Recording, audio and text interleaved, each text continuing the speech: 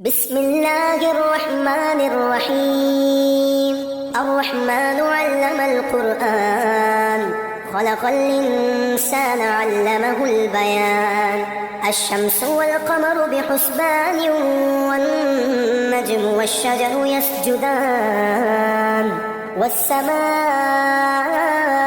رفعها ووضع الميزان، ألا تطغوا في الميزان، وأقيموا الوزن بالقسط ولا تخسروا الميزان. والأرض وضعها للأنام، فيها فاكهة والنخل ذات الأكمام، والحب ذو العصف والريحان. فبأي آلاء ربكما تكذبان؟ خلق الإنسان من صلصال كالفخار، وخلق الجان من مارج من نار. فبأي آلاء ربكما تكذبان؟ رب المشرقين ورب المغربين، فبأي آلاء ربكما تكذبان؟ مرج البحرين يلتقيان، بينهما برزخ لا يبغيان. فبأي آلاء ربكما تكذبان؟ يخرج منهما اللؤلؤ والمرجان. فبأي آلاء ربكما تكذبان؟ وله الجوار المنشآت في البحر كالأعلام. فبأي آلاء ربكما تكذبان؟ كل من عليها فان، ويبقى وجه ربك ذو الجلال والإكرام. فبأي آلاء ربكما تكذبان؟ يسأله من في السماوات والأرض، كل يوم هو في شأن. فبأي آلاء ربكما تكذبان؟ سنفرغ لكم أيها الثقلان. فبأي آلاء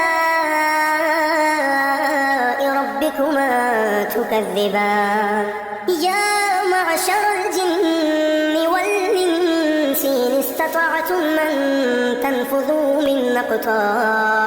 من أقطار السماوات والأرض فانفذوا، لا تنفذون إلا بسلطان. فبأي آلاء ربكما تكذبان؟ يرسل عليكما شواظ من نار، يرسل عليكما شواظ من نار ونحاس فلا تنتصران. فبأي آلاء ربكما تكذبان؟ فإذا انشقت السماء فكانت وردة كالدهان. فبأي آلاء ربكما تكذبان؟ فيومئذ لا يسأل عن ذنبه إنس ولا جان. فبأي آلاء ربكما تكذبان؟ يعرف المجرمون بسيماهم، فيؤخذ بالنواصي والأقدام. فبأي آلاء ربكما تكذبان؟ هذه جهنم التي يكذب بها المجرمون، يطوفون بينها وبين حميم آن. فبأي آلاء ربكما تكذبان؟ ولمن خاف مقام ربه جنتان. فبأي آلاء ربكما تكذبان؟ ذواتا أفنان. فبأي آلاء ربكما تكذبان فيهما عينان تجريان فبأي آلاء ربكما تكذبان فيهما من كل فاكهة زوجان فبأي آلاء ربكما تكذبان متكئين على فرش بطائنها من استبرق وجنى الجنتين دان فبأي آلاء ربكما تكذبان فيهن قاصرات الطرف لم يطمثهن إنس قبلهم ولا جان فبأي آلاء ربكما تكذبان كأنهن الياقوت والمرجان فبأي آلاء ربكما تكذبان هل جزاء الإحسان إلا الإحسان فبأي آلاء ربكما تكذبان ومن دونهما جنتان فبأي آلاء ربكما تكذبان مدهامتان فبأي آلاء ربكما تكذبان فيهما عينان نضاختان فبأي آلاء ربكما تكذبان فيهما فاكهة ونخل ورمان فبأي آلاء ربكما تكذبان فيهن خيرات حسان فبأي آلاء ربكما تكذبان حور مقصورات في الخيام فبأي آلاء ربكما تكذبان لم يطمثهن إنس قبلهم ولا جان فبأي آلاء ربكما تكذبان متكئين على رفرف خضر وعبقري حسان فبأي آلاء ربكما تكذبان تبارك اسم ربك ذي الجلال والإكرام بسم الله الرحمن الرحيم الرحمن علم القرآن خلق الإنسان علمه البيان الشمس والقمر بحسبان والنجم والشجر يسجدان والسماء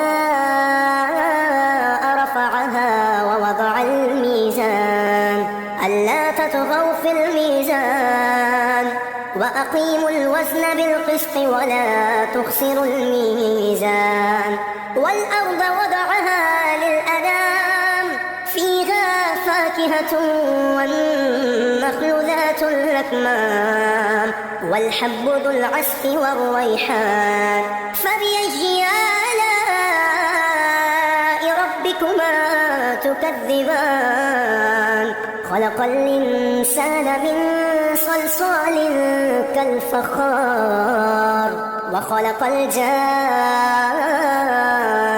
من مارج من نار فبأي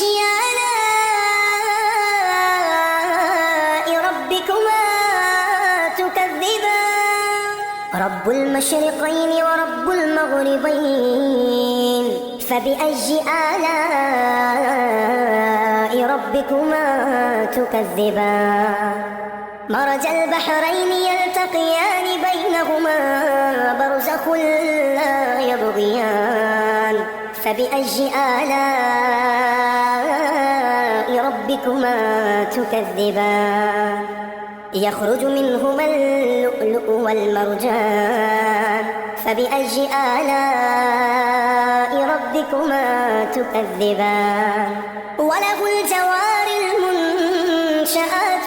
البحر كالأعلام فبأي آلاء ربكما تكذبان كل من عليها فان ويبقى وجه ربك ذو الجلال والإكرام فبأي آلاء ربكما تكذبان يسأله من في السماوات والأرض كل يوم هو في شأن فبأي آلاء ربكما تكذبان سنفرغ لكم أيها الثقلان فبأي آلاء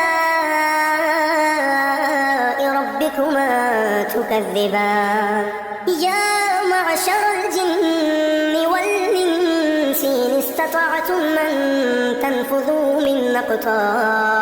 من أقطار السماوات والأرض فانفذوا لا تنفذون إلا بسلطان فبأي آلاء ربكما تكذبان يرسل عليكما شواظ من